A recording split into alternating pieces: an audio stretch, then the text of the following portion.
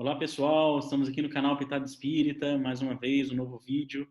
Toda semana a gente postando aqui um novo vídeo de uma conversa leve, descontraída, sobre o Evangelho, todos os personagens, todos os livros que auxiliam a divulgação da doutrina. Hoje estou aqui com o Ricardo Guerin, amigo, trabalhador também da Lida Espírita, estudioso, vai trazer bastante reflexões importantes para a gente. Tudo bom, Ricardo? Tudo bem, Thales? Tudo Obrigado. bom. Maravilha. Não esqueçam de seguir o nosso canal, curtir o vídeo. Quanto mais pessoas curtirem o vídeo, mais um mecanismo de busca do YouTube leva para quem pesquisar coisas sobre a doutrina espírita. A gente pode levar as nossas reflexões, as nossas análises para mais pessoas, né? Acho que é uma forma da gente divulgar os conhecimentos e os estudos da doutrina. Hoje, o nosso bate-papo aqui, a gente vai falar sobre o legado de Paulo e Estevão, né? São dois personagens do Evangelho, né? Tanto citados nos livros da Bíblia, né? Quanto estudado por todas as religiões cristãs, como também num grande acervo aqui de obras da doutrina espírita. São dois personagens importantes que deixam para nós algumas reflexões de conduta do nosso dia a dia, de como a gente leva a vida, de como a gente pode levar a vida refletindo no que esses dois passaram. Acho que toda obra literária, né, Ricardo, da doutrina espírita, de qualquer formatação, ela traz, mas principalmente da doutrina, ela traz assim exemplos, o próprio Evangelho, como esses livros que o Chico, por exemplo, né, psicografou, ditado por Emmanuel e tantos outros, eles trazem exemplos bem extremos, né, de condições bem extremas, para nos ajudar a refletir de como que aquelas situações que vivida ao extremo por esses personagens também são situações que nós de certa forma passamos, mas não naquela intensidade, naquela extremidade, né? É um recado que a espiritualidade nos deixa de coragem. Vocês vão conseguir vencer, né? Olhe esses exemplos, olhe esses personagens. E nesse livro de Paulo e Estevão, acho que eles deixam um grande legado disso. A gente lê essa obra, né, do Chico Xavier, ditado pelo Emmanuel, de forma, com essa ótica de compreender como essas condutas se refletem nas minhas condutas, a gente vê ali uma espécie de manual de como caminhar na evolução espiritual, né? Sem ter a necessidade de viver toda aquela extremidade de dificuldades, de provas e de lutas aqui no ambiente terreno. Para quem ainda não leu o livro, a gente vai dar alguns spoilers aqui, acho que é natural, né, a gente falar Uhum. da história desses dois, mas fica o convite para lerem. É super, super linda essa obra, foi um dos primeiros livros que eu li, né, dos romances do Chico. Me tocou profundamente, mudou profundamente algumas percepções que eu tinha da minha própria vida. Ricardo, acho que o livro ele começa contando uma história do pai do Estevão, né, que era Gesiel ainda nessa conversão. Ele Uhum. é, é, e ali já mostra, né, desde o início já mostra assim um pouco do fortalecimento do espírito que o Estevão tinha, né, da fé inabalável que ele tinha e de mostrando como é que era um espírito que já veio, né, pronto para exemplificar para os muitos e ser ali a grande trajetória impulsionante do Paulo. E ele mostra desde o início lá da narrativa do Emmanuel como que ele era fortalecido, né? O livro começa com o caso do pai dele perante aos romanos, sendo agredido, né? De forma assim Uhum. covarde, humilhante, e ele ensanguentado, um senhor muito idoso, ensanguentado. O livro narra que a irmã a Abigail e o Estevão chegam, e tem uma frase nesse momento que me marcou muito, que mostra isso do Estevão, né? Que ele olha para o pai dele e fala assim: meu pai, se acalma, pois o nosso Deus é de justiça e bondade. Né? Acho que isso mostra um pouco, né, Ricardo, essa força que ele tinha. O livro Paulo Estevam é um livro fantástico, né? Não por acaso, Thales, dos mais de 400 livros psicografados por Chico, se eu não me engano, se não era um dos preferidos, era o preferido do próprio Chico, né? Olha a importância de todo esse livro. E, como você disse muito bem no começo, a gente vê, assim, enquanto a gente desenvolve a leitura desse livro, vai dando uma vontade muito grande no nosso coração de nos tornarmos pessoas melhores, de ser melhor. Porque é inspirador a postura de todas essas pessoas, né? De como dá para ser diferente, dá para ser melhor, né? E a postura do Estevão, igual agora que você faz esse apontamento, a postura dele mostra para a gente muita coisa, né? Mostra que a religião ela pode te dar um guia para um lado ou para o outro, mas não, a religião por si só, deixa eu tentar ser um pouquinho mais claro.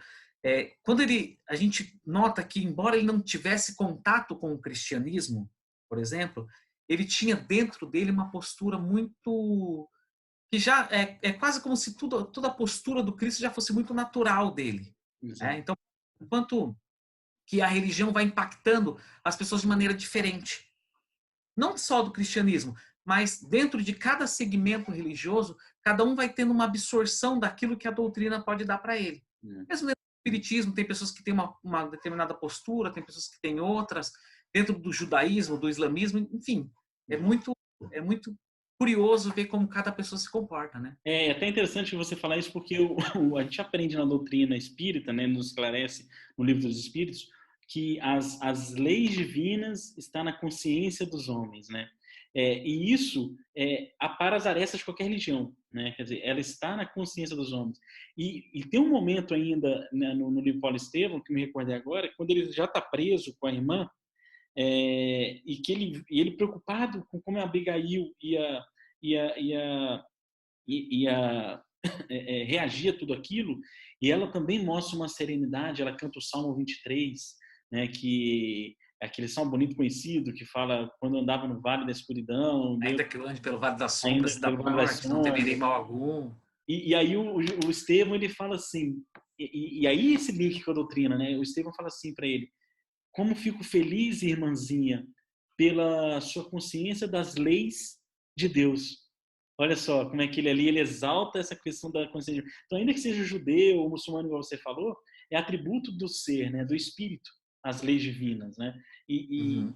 Quanto mais a gente compreende essas leis, mais a gente vive com essa fé que Estevão tinha, né? Que ele perdurou aí por longos caminhos, né? A gente estava conversando um pouco antes também desde a prisão, né? Quando ele foi preso, como ele reagiu dessa forma, sem interceder, sem brigar, sem querer mudar aquele cenário, né? Porque ele confiava em Deus. Sabe o que é interessante? Tá? Por exemplo, a gente vai vendo a relação dele com o pai dele, né? Embora ele tivesse a razão, né? Porque por muitas vezes ele teve, a gente vai olhando lá, porque o pai dele, ele era uma pessoa que ele entendia da lei, mas ele tinha uma visão diferente. No apontamento que você fez no começo, quando o pai dele, né? Quando ele fala, filho, é Deus, o filho diz, Pai, Deus, nosso Deus é de justiça e de bondade. Né? O pai, para onde ele foca mais? Ele sofreu uma injustiça e ele tem que reparar essa injustiça. De certa forma, falta um pouquinho de confiança nos desígnios de Deus, que é muito nosso. Né? Toda vez que a gente se revolta, que a gente tenta se vingar, o que nós estamos sinalizando através da vingança? Que eu não acredito que Deus esteja vendo, eu não acredito que Deus é um Deus de amor e de justiça, então a gente acha que tem que tomar a vingança porque Deus não é justiça. Nós é que temos que fazer o papel de Deus nesse caso. É bem interessante. Né? Que é inclusive o papel dos próprios, que é o que a gente vê muito dentro das salas mediúnicas dos próprios obsessores. Né? Na sala mediúnica, qual é o papel principal do obsessor ali? Ele acaba tentando tomar a justiça pelas próprias mãos porque ele não confia em Deus. Então demonstra uma certa imaturidade. E quanto sofrimento, né, que a gente vê, principalmente nas tarefas mediúnicas. Como essa incompreensão, né, acarreta sofrimentos de séculos, né? Justamente você falou muito bem aí, né, de confundir a justiça dos homens com a justiça de Deus, né? Quando a gente opta pela justiça dos homens, muitas das vezes isso acarreta em sofrimentos milenares, né? Que a gente nas tarefas mediúnicas acaba atendendo esses irmãos que sofrem por ter lá atrás, né, ter querido resolver com as próprias mãos. Por não ter esse esclarecimento de que a vontade de Deus ela é suprema, né? A gente fica limitado nesse espaço-tempo que a gente está encarnado pelo véu do esquecimento, esquece de toda a programação que nós viemos e que Deus sempre vai preparar algo super bom para a gente daqui para frente, que deve ter o nosso esforço, né? Deve ter o nosso esforço. E na conversa do Gesiel, né, do Estevão, antes, Gesiel, com o pai, quando o pai diz assim, olha, eu vou buscar justiça porque tomaram o nosso terreno naquela época, não sei o quê, ele fala para o pai, pai, você sabe que não vai funcionar, essas pessoas não são confiáveis, e o pai diz assim, não, eu vou fazer. Qual foi a postura dele? De muita serenidade.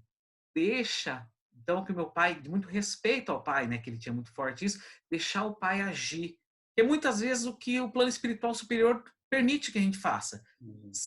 Qualquer mentor muitas vezes sabe que a gente vai fazer besteira, mas uma das provas do amor de Deus e do amor da espiritualidade maior com relação a gente é permitir que a gente faça, para que a gente aprenda com isso. Exatamente.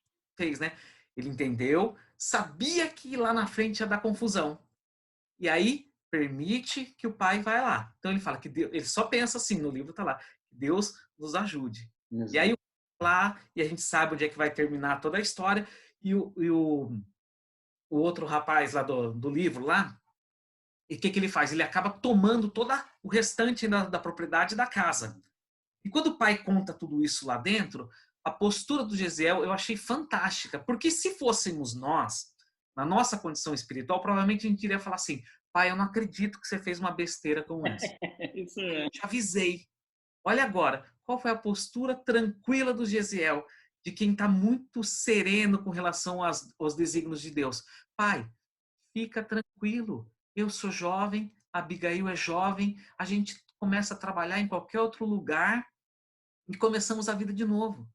Olha a confiança e a serenidade. Né? É contagiante. É. Vale para a gente nos momentos atuais. Quando a gente está com medo e uma série de incertezas, com medo de perder tudo, de perder emprego, de perder tudo isso, vem Gesiel, Estevão, e mostra uma tranquilidade nos desígnios do Pai. Ou seja, se você está com saúde, se você tem isso, se você tem a confiança, você recomeça em qualquer lugar.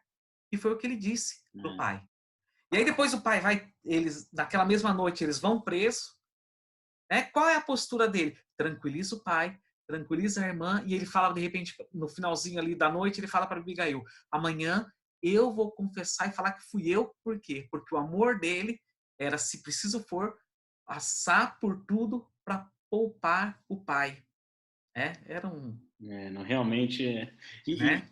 você falou um ponto aí que eu me lembrei que realmente acho que é maravilhoso e de grande reflexão para a gente, porque o fato dele não ter interferido no livre-arbítrio do pai, né? Dele ter falado, tá bom, se eu quer ir lá, você vai, né? Que mostra esse amor, né? Essa confiança, esse amor, porque assim, na verdade, o amor ele trabalha para a construção, né, do espírito do outro. Se eu amo o outro, eu quero que ele evolua, que ele cresça.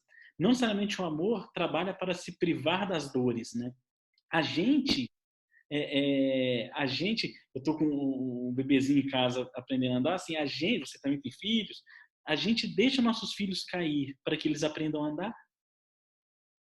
A gente sabe que aquilo faz parte e a gente olha que nem sabe amar direito. Então imagina Deus com a gente, né? E Estevão retratava isso já nessa relacionamento com o pai dele, né? Era uma criança, tá bom, o senhor vai cair, vai se machucar, mas fique em paz que vai ser isso vai servir para você em algum momento, né? Você vai aprendendo a andar espiritualmente, né?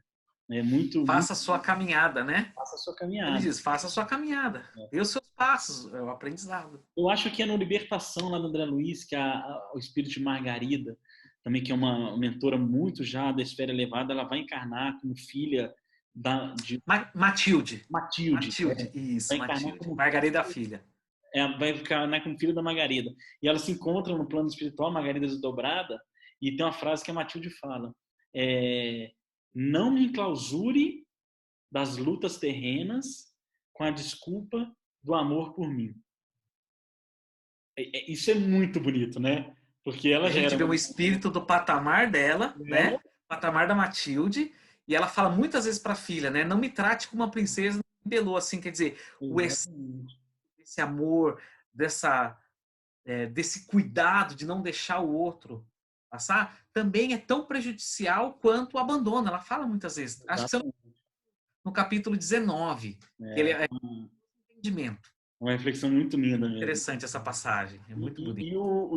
E aproveitando esse tema, né, de deixar andar e de deixar passar pelo que é necessário para que o espírito possa crescer, a gente chega num outro personagem, né? Então a gente tem lá Saulo de Tarso, né, como um perseguidor cristão implacável, mas dono de uma didática da Torá, do Velho Testamento, do judaísmo, dono de uma palavra forte, uma educação grega, dono de uma imponência cultural, de uma presença espiritual, de um magnetismo muito forte. E o Paulo, naquela sua conversão aos portões de Damasco, quando a gente lê essa história, essa parte, essa trajetória, ali, o Ricardo, eu tenho uma coisa assim para mim que ficou muito marcante, né? Porque quando a gente olha o que a doutrina espírita nos esclareceu, a gente pega lá no livro dos médiuns, do Allan Kardec, que fala que a mediunidade ela é o atributo orgânico do ser que sempre existiu, né? Então, assim, a mediunidade já existia, né? Pessoas encarnavam com faculdades mediúnicas desenvolvidas desde lá dos egípcios, né? Todos os tempos, em todos Dos os povos, né? oráculos, né? De todos os tempos, todos os séculos. Mas aí o Evangelho segundo o Espiritismo e o Livro dos Médiuns, ele traz um conceito que é de extrema importância, que é o bom uso da faculdade mediúnica, que é chamada mediunidade com Jesus, né? E o Paulo de Tarso, para mim, foi quem trouxe no seu próprio exemplo ao mundo o que é a mediunidade com Jesus, né?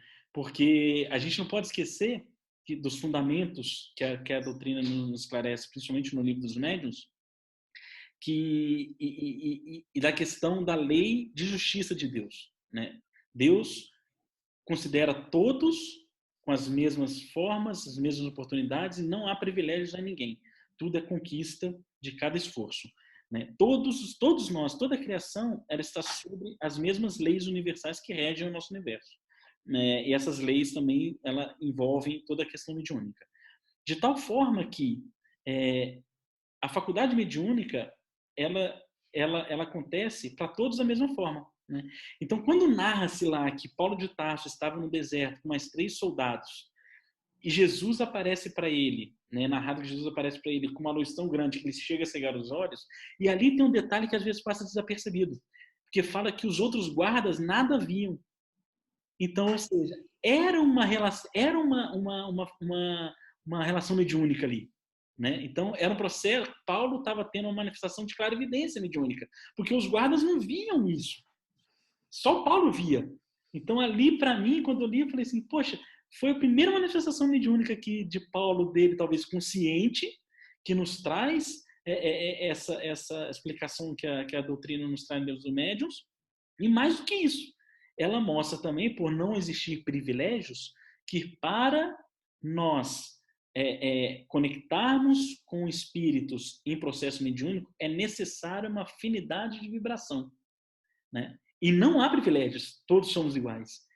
E aí a importância do que a gente começou a falar lá atrás de Gesiel, que não importa a religião, importa é a ligação do ser com Deus. E naquele momento Paulo estava fazendo uma prece, porque ele estava sofrendo. Ele estava sofrendo a morte de Abigail. E ele estava tão entregue, tão fervoroso na sua fé, daquela forma que ele tinha, que ele se elevou a Deus de tal forma que mediunicamente ele conseguiu ter a percepção de Jesus como luz.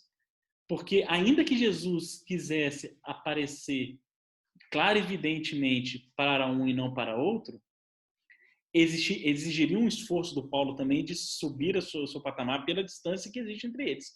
Então, assim, Paulo de Tarso já não era um espírito ainda tão imperfeito. Ele tinha uma capacidade muito grande de religiosidade e veio talvez uma aprovação de usar isso para o bem.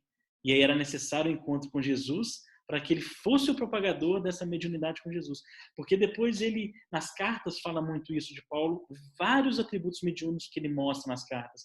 E quando ele fala em muitos momentos, já não sou eu que habito no Cristo, mas o Cristo que habita em mim, não só pelo o evangelho dele ser natural dentro dele, mas como também de todas as mensagens que ele passava das esferas mais altas celestes através das suas faculdades mediúnicas. E depois também, mais uma prova dessa questão da mediunidade, é o momento que ele está tudo, quer dizer, ele se converte, ele fica cego, acontece tudo aquilo que a gente já sabe, que a maioria das pessoas que nos assistem também já provavelmente já tenham acompanhado, e aí ele tenta empreender várias coisas e as coisas começam a não dar certo para ele. E eu acho que é um alerta muito forte para todos nós. Porque às vezes a gente decide mudar o nosso caminho, como ele, né? Então, quer dizer, ele muda radicalmente de vida, né? Decide abandonar todo o conforto que ele tinha lá atrás por aquilo que ele acreditava. Paulo tinha muito isso, né? Aquela coisa de... Intensidade, né? Então, aquela intensidade, aquela coisa do acreditar. E de repente, quando você começou a empreender, você decide ir para um caminho que você acredita que é certo, isso não quer dizer que as coisas vão acontecer de uma maneira tão tranquila para você. E muitas vezes dentro da casa espírita a gente vê as pessoas desanimadas com a doutrina ou com Deus, porque ela diz assim: puxa, quando eu estava no caminho errado, no caminho torto, eu tentava fazer isso, fazer aquilo, e parece que a vida era mais fácil. E agora que eu tento caminhar do jeito certo, as portas não se abrem, como se tivessem que abrir automaticamente. E o livro Paulo Estevam mostra pra gente o seguinte: não precisa ir com essa pressa toda na transição, né? É preciso esperar. E aí ele está muito desanimado, aí ele vai para aquela caverna durante a noite, e aí ele tem contato com Abigail e com Gesiel, né? Com Estevão, naquelas orientações E é quando ela inesquecíveis. fala o ama, trabalha, espera e perdoa, né? É nessa hora que ela Trabalha, fala. espera e perdoa. Né? Que são orientações assim que eu acho que cada um de nós deveria, de manhã, pegar aquilo e falar assim: olha, eu vou pautar o meu dia, com ou sem quarentena, eu vou pautar o meu dia no ama, trabalha, espera e perdoa. E serve até para quarentena, né? Exato. Seus familiares que você está aqui, trabalha no que é possível fazer nesse momento, espera tudo isso passar e perdoa se as pessoas estão se comportando de maneira que você acha que é inadequada. É.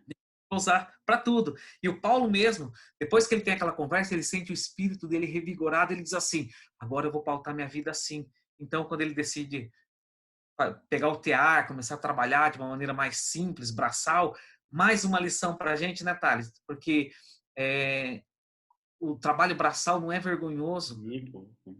Ganhar somente para o seu sustento também não é vergonhoso e Deus vai sempre te dando o necessário. Jesus falava isso no Sermão do Monte, né? Olhar do céu, Deus não vai te desamparar em nenhum momento.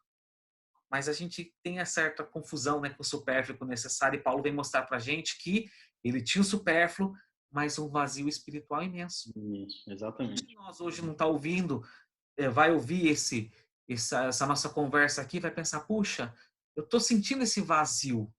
Então é preciso preencher esse vazio de que forma? Com trabalho, com Deus no nosso coração. Parece frase pronta, né? Mas é preciso conduzir Jesus para a nossa vida. Ele está lá. Está pronto assim. Agora, todos nós estamos fazendo uma estrada de Damasco na nossa vida. Né? E eu achei uma frase que está lá na Bíblia de uma maneira diferente, Emmanuel coloca isso também, né? Que Jesus fala para ele assim: não recalcitre contra os aguilhões. Né? O que é o recalcitrar? É demonstrar resistência para obedecer. E o aguilhão era uma vara com uma ponta de ferro que era usada para conduzir boi. Então, de certa forma, Jesus conduzia ele a um animal rebelde, que Deus tinha um caminho para ele e ele estava sofrendo por não ir por aquele caminho. Quantos de nós hoje não está sofrendo um vazio existencial imenso, está sentindo dor, desânimo, porque Deus está querendo te conduzir para um local e você, por rebeldia, está querendo ir lá. Às vezes Deus te leva para uma vida simples e você quer levar uma vida de ostentação, isso está te fazendo sofrer. Deus às vezes está querendo te mostrar a grandeza da tua família e você acha que aventuras fora de casa vão preencher o teu vazio. Então, assim, é recalcitrar contra os aguilhões a todo momento. É um ensinamento incrível, né? Maravilhoso. Essa obra como um todo, ela é realmente de muita... É uma que tem que ler todo ano, né? Puxa, tem que ler e reler para ir a fundo, para estudar, para fazer essa reflexão com o nosso dia a dia, igual você falou várias vezes hoje sobre esses exemplos do cotidiano que são muito bons para a gente aplicar. Né? A gente fala de legado de Paulo e Estevão, desses personagens, para a gente concluir, eu acho que assim, Estevão, esse fortalecimento espiritual, essa religiosidade, essa confiança inabalável na vontade suprema, né, de Deus, e de Paulo como, né, o percussor da mediunidade com Jesus e dessa vivência prática do Evangelho de forma simples, sem grandes acontecimentos, né? Ele era formiguinha operária. Cada dia ele colocava um pouquinho incansavelmente. Ele não se preocupou em curar milhares de doentes e alimentar milhares de famintos. Não, ele se dedicou todo dia um pouquinho. Eu acho que isso é um outro grande legado que ele deixa para gente. Vários, né? Vários legados mesmo. E uma coisa interessante também, às vezes Paulo viajava quilômetros a pé, né? Fazia lá para chegar lá e conversar, e às vezes ele dava por feliz por ter fundado um grupinho religioso ali, ou ter convertido uma única pessoa. Né? Imagina você viajar quilômetros sem saber o que você vai encontrar por uma só pessoa. E Jesus fazia muito isso, né? Jesus tinha preocupação de um em um. E quando convertia de fato, quando modificava o coração de fato, te via que aquilo era para sempre. Exatamente. Maravilhoso, Ricardo. Obrigado mais uma vez. Acho que foi ótimo bate-papo. Estendo o convite para outros, faremos outros, com certeza. É sempre bom conversar com você, e você também com seus estudos e conhecimentos poder divulgar tão boas interpretações e mensagens no canal. E aqui a nossa parte que a gente consegue fazer e que Deus agora encarregue de atingir aos lares e aos corações que precisam. Pegando o exemplo de Paulo, né, Thales? Primeiramente agradecendo também o convite. Foi muito gostoso e passa muito rápido o tempo mesmo. Eu pegando toda essa questão do exemplo, se esse nosso bate-papo servir para consolar um só coração, para fazer com que uma pessoa reflita, Valeu já a está, pena. Ótimo. né? Muito obrigado, Ricardo, mais uma vez. Pessoal do canal, obrigado. Obrigado. Semana que vem a gente posta mais um vídeo. E não esqueça de curtir nosso canal, compartilhar, divulgar, repartir com as pessoas, para que possa não só nos fazer bem, mas fazer bem à maioria das pessoas. Um beijo no coração de todos. Até a próxima semana.